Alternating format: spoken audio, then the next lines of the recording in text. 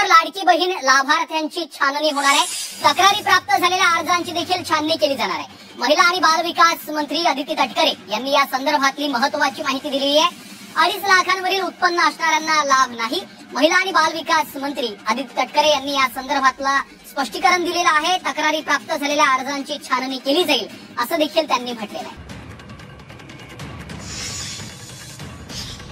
GR मध्ये जो शासन निर्णय आहे याच्यामध्ये कुठलाही बदल न करता जे निकष आहेत ते जे त्याच्यामध्ये आपण बाबी निश्चित केलेल्या आहेत त्यालाच अधीन राहून काही व्हेरिफिकेशनचा आम्ही एक